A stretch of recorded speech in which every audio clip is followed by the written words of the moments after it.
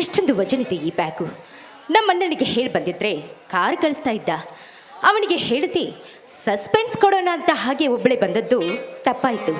ಇರಲಿ, ಯಾರಾದರೂ ಕೂಲಿಯವರು ಬಂದ್ರೇನೋ ನೋಡಿದ್ರಾಯ್ತು. ಓ, ಅಲ್ಲಿ ಯಾರೋ ಒಬ್ಬ ಮನುಷ್ಯ ಬರ್ತಾ ಇದ್ದಾನೆ, ಬರಲಿ.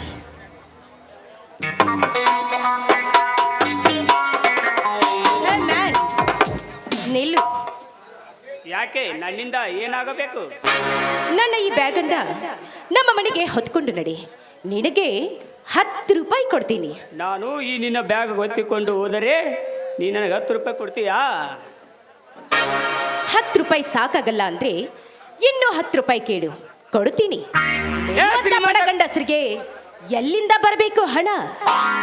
ಲೇ ಶ್ರೀಮಂತ ಕೊಬ್ಬಿನೇನೆ, ಕೇಳೇ ಇಲ್ಲಿ ನಿಮ್ಮಂತ ಬಂಡ ಶ್ರೀಮಂತರ ಕತೆ.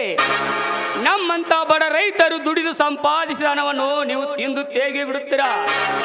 ನಮ್ಮಂತ ಬಡ ರೈತರು ದುಡಿಯದ ಸುಮ್ಮನೆ ಕುಳಿತರೆ ಮಣ್ಣು ತಿನ್ನಬೇಕಾಯ್ತು. ಜೋಕೆ ಇಷ್ಟೆಲ್ಲ ಮಾತಾಡೋಕೆ ಯಾರೋ ನೀನು? ನಿಮ್ಮಂತ ಶ್ರೀಮಂತ ಹೆಣ್ಣಿನ ಸೊಕ್ಕನ್ನು ಮುರಿಯಲು ಒದ್ದು ಬುದ್ಧಿ ಕೆಲಸಲು ಬಂದ ಜಯ ಬ್ಯಾನ್ ಜಯ ಸೂರ್ಯ. ನಾನು ಯಾರು ಗೊತ್ತೇನೋ? ನಿತ್ಯ ಹುಲಿಗಳನ್ನ ಬೇಟೆಯಾಡಿ ತಿಂದು ಈ ಊರಿನ ಆಗರ್ಭ ಶ್ರೀಮಂತ ದೇವೇಂದ್ರನ ತಂಗಿ ಮಿಸ್ ರಂಜಿತಾ. ಆ ನರ ರಾಕ್ಷಸ ದೇವೇಂದ್ರನ ತಂಗಿ ಅಂತ ನಿನಗೆ ಇಷ್ಟೊಂದು ಕೊಬ್ಬು ತುಂಬಿದೆ. ನನಗೆ ದುರಹಂಕಾರ ಅಂತೇನು? ನಮ್ಮಣ್ಣನಿಗೆ ಹೇಳಿ ನಿನ್ನ ಮೈ ಚರ್ಮ ಸುಲಿಸಬೇಕಾದಿತ್ತು. ಎಚ್ಚರ.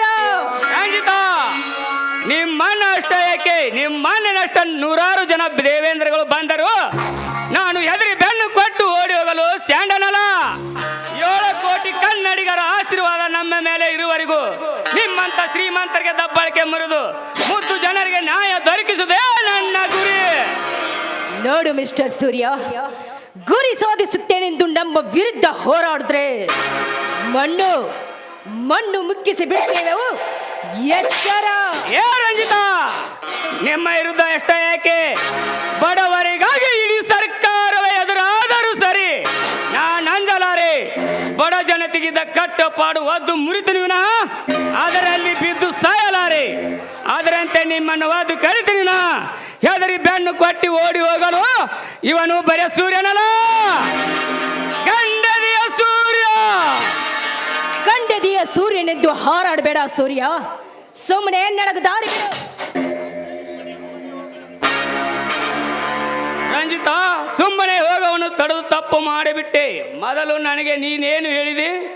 ಈ ನಿನ್ನ ಬ್ಯಾಗ್ ಹೊತ್ತುಕೊಂಡು ಹೋದರೆ ನೀನು 10 ರೂಪಾಯಿ ಕೊಡ್ತೀನಿ ಅಂತಿಲ್ಲ.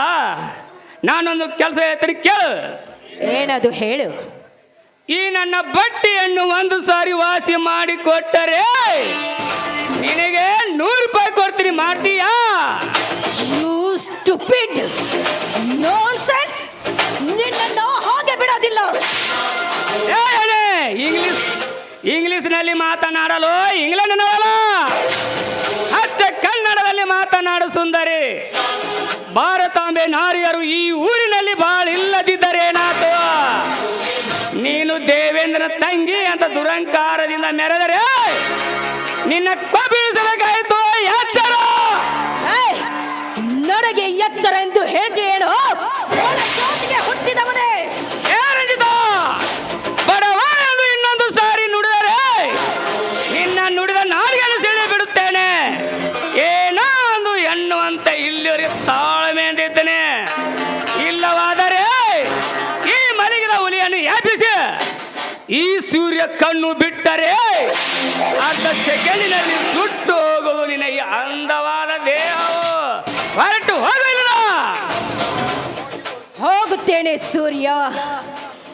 ಇದು ಇಲ್ಲಿಗೆ ಮುಗಿಯಿತು ಎಂದು ತಿಳಿಬೇಡ.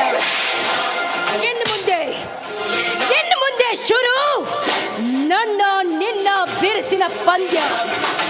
ಬರ್ತೀನಿ.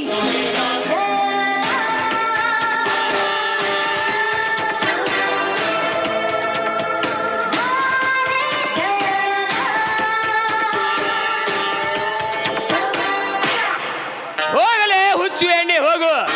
ನಿನಗೆ ಹೇಗೆ ಬುದ್ಧಿ ಕಲಿಸ್ಬೇಕಂತ ನನಗೆ ಚೆನ್ನಾಗಿ ಗೊತ್ತೈತೆ.